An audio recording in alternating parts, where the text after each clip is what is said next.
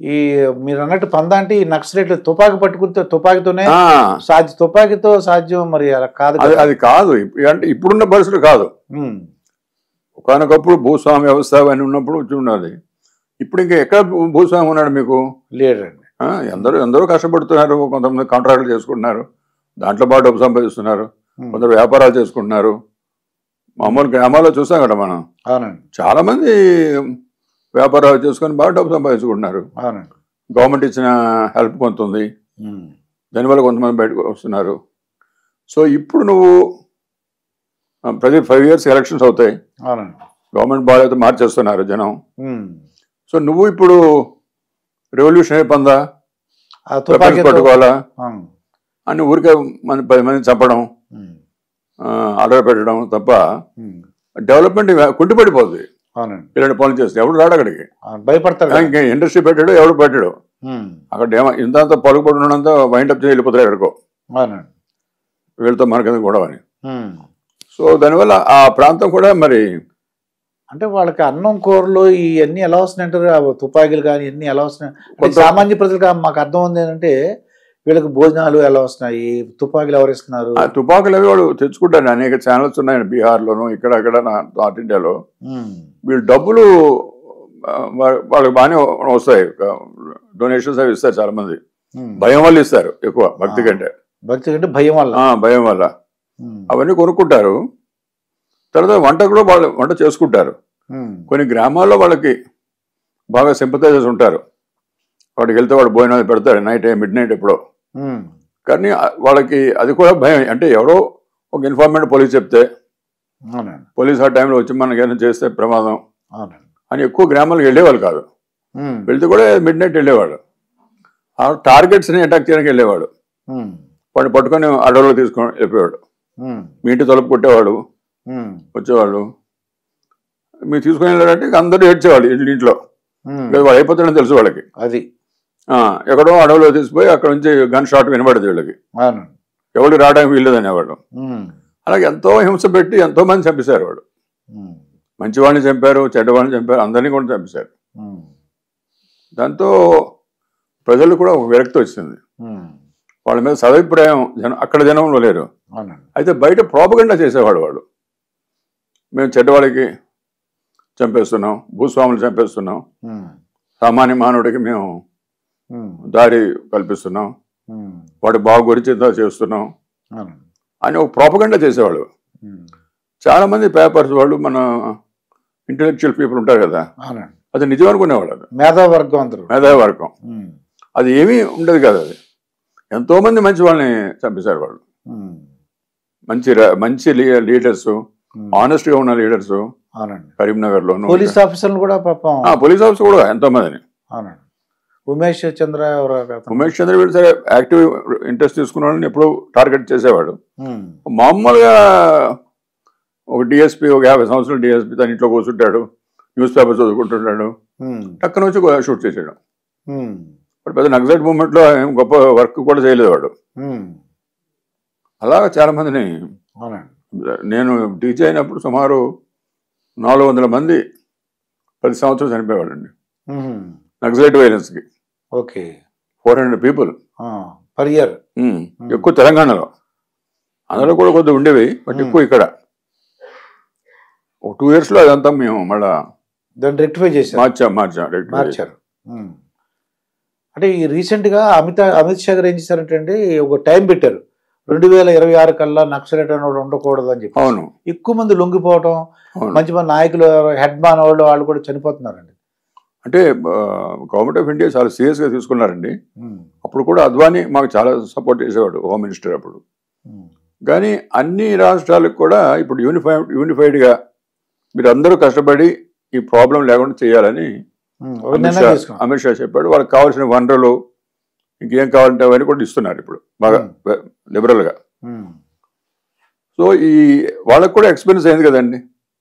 ఇప్పుడు ఛత్తీస్గఢ్ ఉంది, వాళ్ళకు కూడా 25-30 years ఎక్స్పీరియన్స్ ఉంది వీళ్ళు. సో మనం వీళ్ళని ఓవర్కమ్ అవ్వాలంటే మన ట్రైనింగ్ ఎలా ఉండాలా, మన యాటిట్యూడ్ ఎలా ఉండాలా, మన ప్లాన్స్ ఎలా ఉండాలా, అవన్నీ నేర్చుకున్నారు వాళ్ళు.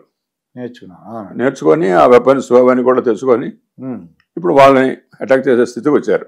అది సో వచ్చినాక వీళ్ళది పై చేయి అయినది ఇప్పుడు వాళ్ళు చాలా మంది సరెండర్ అయిపోయారు. మన ఆంధ్రలో అయినట్టే మన తెలంగాణలో కూడా అలాగే సరెండర్ విపరీతంగా అయినాయి మాకు. ఓ 2-3 years తర్వాత పెద్ద పెద్ద లీడర్స్ అందరూ సరెండర్ అయిపోయారు. పోలిట్ బ్యూరో మెంబర్స్ చాలా మంది చచ్చిపోయారు. సో అలాగే అప్పుడు కొత్త పెద్ద మన దగ్గర మూమెంట్ పూర్తిగా పోయింది. చాలా మంది ఛత్తీస్గఢ్ వెళ్ళిపోయారు. అప్పుడు కొంతమంది మహారాష్ట్ర వెళ్ళిపోయారు. మొత్తం మన ఏరియా ఫ్రీ అయిపోయింది.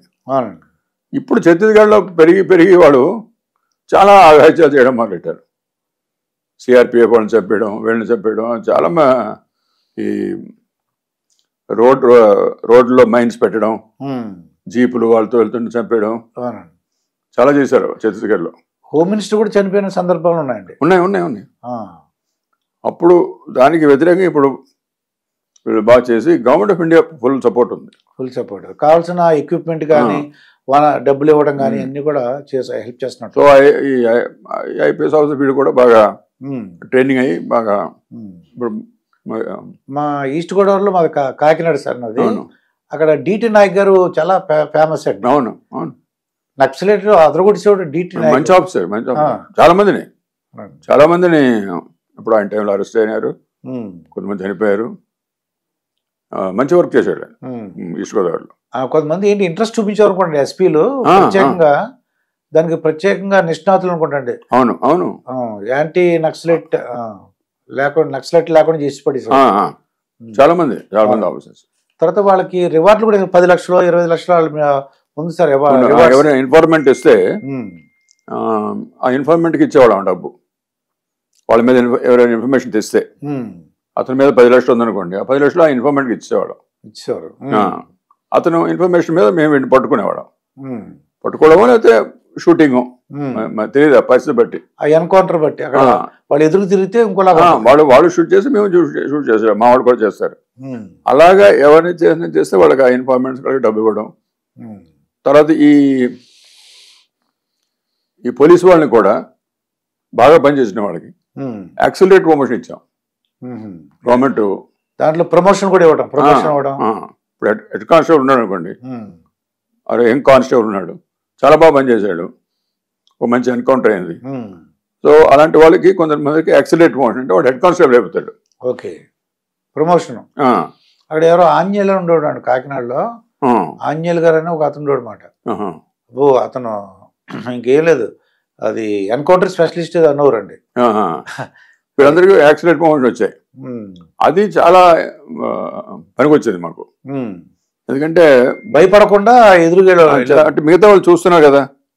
యాక్సిడెంట్ ప్రమోషన్ అంటే వాడు చాలా మీదకి వెళ్ళిపోతాడు. వాడు మరి మామూలు ఒక 15 సంవత్సరాలు పడుతుంది కానిస్టేబుల్ హెడ్ కానిస్టేబుల్ అవ్వాలంటే. అవునండి. వీడు 2 సంవత్సరాలు 3 సంవత్సరాలు సర్వీస్ ఉన్నవాడు ఒక మంచి ఎన్కౌంటర్ చేస్తే మరుసటి నాడు వాడు హెడ్ కానిస్టేబుల్ అయిపోతున్నాడు. హెడ్ కానిస్టేబుల్ సబ్ ఇన్స్పెక్టర్ అయిపోతున్నాడు. సబ్ ఇన్స్పెక్టర్ ఇన్స్పెక్టర్ అయిపోతున్నాడు. ఓకే, ఎంతో మంది డైరెక్టర్స్ రిక్రూట్స్ చాలా ఎర్లీగా ఇన్స్పెక్టర్స్ అయిపోయారు. అంటే వాడి కెరీర్ ఎంత మీదకి వెళ్తాడు కదా ఇంకా. అవును.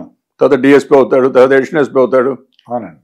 సో ఈ అట్రాక్షన్ అది అంటే ఇవి ఎప్పుడైతే ఇలా ఎంకరేజ్మెంట్ పెట్టామో బాగా జనం బాగా కష్టపడి పనిచేశారు భయపడకుండా.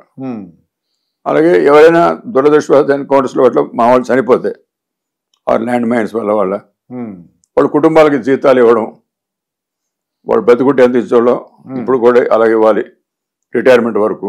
ఓకే, పెన్షన్ ఇవ్వాలా, ఇలాంటివన్నీ గవర్నమెంట్ ప్రపోజల్ పెడితే ఒప్పుకున్నారు.